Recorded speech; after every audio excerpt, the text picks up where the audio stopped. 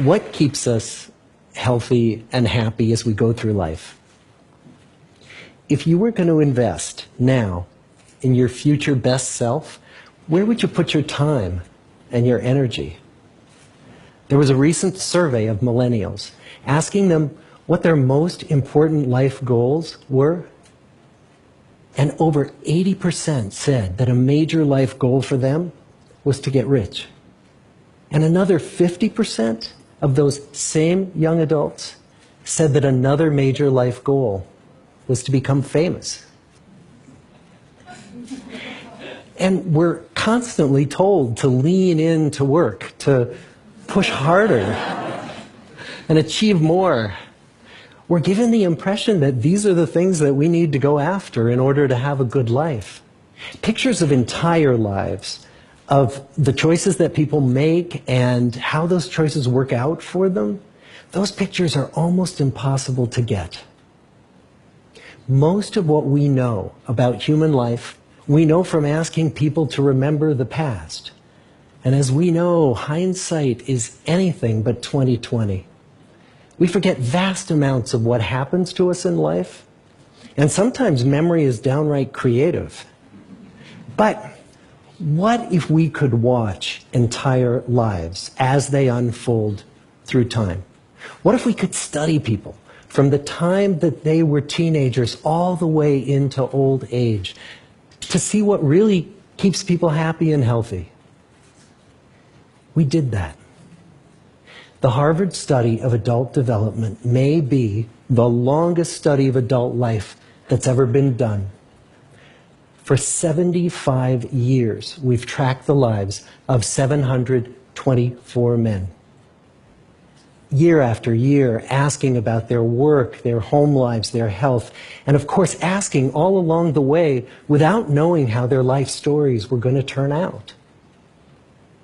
Studies like this are exceedingly rare.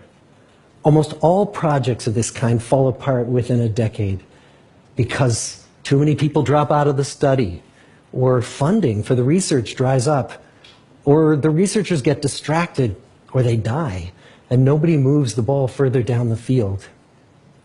But through a combination of luck and the persistence of several generations of researchers, this study has survived. About 60 of our original 724 men are still alive, still participating in the study, most of them in their 90s. And we are now beginning to study the more than 2,000 children of these men. And I'm the fourth director of the study.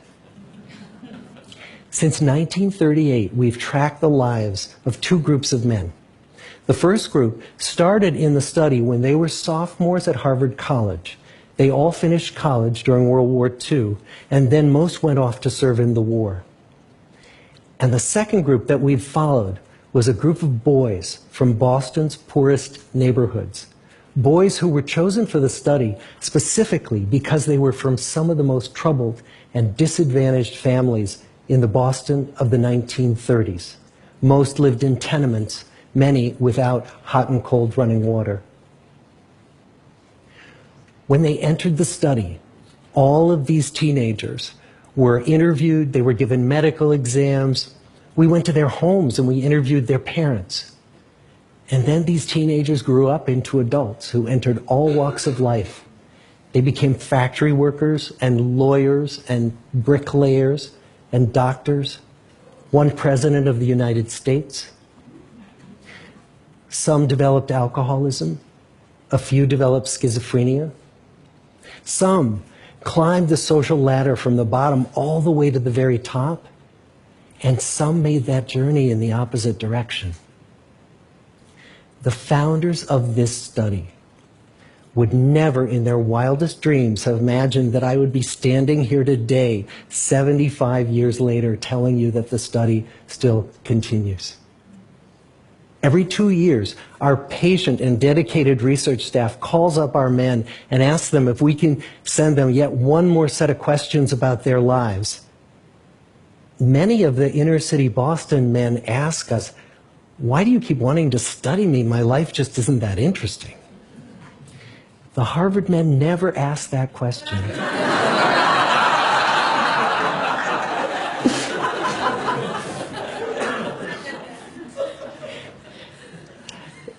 to get the clearest picture of these lives, we don't just send them questionnaires.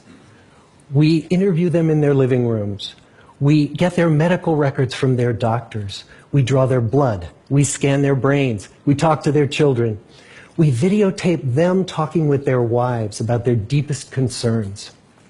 And when, about a decade ago, we finally asked the wives if they would join us as members of the study, many of the women said, "You know, it's about time."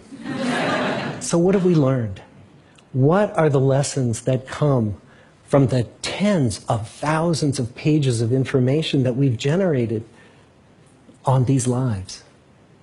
Well, the lessons aren't about wealth or fame or working harder and harder. The clearest message that we get from this 75-year study is this: good relationships keep us happier and healthier, period. We've learned 3 big lessons about relationships. The first is that social connections are really good for us and that loneliness kills. It turns out that people who are more socially connected to family, to friends, to community, are happier, they're physically healthier, and they live longer than people who are less well connected. And the experience of loneliness turns out to be toxic. People who are more isolated than they want to be from others find that they are less happy, their health declines earlier in midlife, their brain functioning declines sooner, and they live shorter lives than people who are not lonely. And the sad fact is that at any given time, more than 1 in 5 Americans will report that they're lonely. And we know that you can be lonely in a crowd and you can be lonely in a marriage. So the second big lesson that we learned is that it's not just the number of friends you have, and it's not whether or not you're in a committed relationship, but it's the quality of your close relationships that matters. It turns out that living in the midst of conflict is really bad for our health. High conflict marriages, for example, without much affection, turn out to be very bad for our health, perhaps worse than getting divorced. And living in the midst of good, warm relationships is protective. Once we had followed our men all the way into their 80s, we wanted to look back at them at midlife and to see if we could predict who was going to grow into a happy, healthy octogenarian and who wasn't. And when we gathered together everything we knew about them at age 50, it wasn't their middle-aged cholesterol levels that predicted how they were going to grow old. It was how satisfied they were in their relationships. The people who were the most satisfied in their relationships at age 50 were the healthiest at age 80. And good, close relationships seem to buffer us from some of the slings and arrows of getting old. Our most happily partnered men and women reported in their 80s that on the days when they had more physical pain, their moods stayed just as happy. But the people who were in unhappy relationships, on the days when they reported more physical pain, it was magnified by more emotional pain. And the third big lesson that we learn about relationships and our health is that good relationships don't just protect our bodies, they protect our brains. It turns out that being in a securely attached relationship to another person in your 80s is protective. That the people who are in relationships where they really feel they can count on the other person in times of need, those people's memories stay sharper longer. And the people in relationships where they feel they really can't count on the other one, those are the people who experience earlier memory decline. And those good relationships, they don't have to be smooth all the time. Some of our octogenarian couples could bicker with each other day in and day out. But as long as they felt that they could really count on the other when the going got tough, those arguments didn't take a toll on their memories. So, this message that good, close relationships are good for our health and well-being, this is wisdom that's as old as the hills. Why is this so hard to get and so easy to ignore?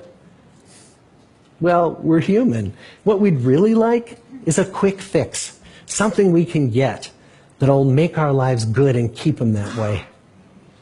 Relationships are messy and they're complicated, and the hard work of tending to family and friends, that's not sexy or glamorous. It's also lifelong. It never ends. The people in our 75-year study who were the happiest in retirement were the people who had actively worked to replace workmates with new playmates. Just like the millennials in that recent survey, many of our men, when they were starting out as young adults, really believed that fame and wealth and high achievement were what they needed to go after to have a good life. But over and over these 75 years, our study has shown that the people who fared the best were the people who leaned into relationships with family, with friends, with community. So what about you? Let's say you're 25, or you're 40, or you're 60. What might leaning into relationships even look like? Well, the possibilities are practically endless. It might be something as simple as replacing screen time with people time, or livening up a stale relationship by doing something new together, long walks or date nights, or reaching out to that family member who you haven't spoken to in years, because those all too common family feuds take a terrible toll on the people who hold the grudges. I'd like to close with a quote from Mark Twain. More than a century ago, he was looking back on his life, and he wrote this: "There isn't time, so brief is life, for bickerings, apologies, heartburnings, callings to account. There is only time for loving, and but an instant, so to speak, for that. The good life is built with good relationships." Thank you.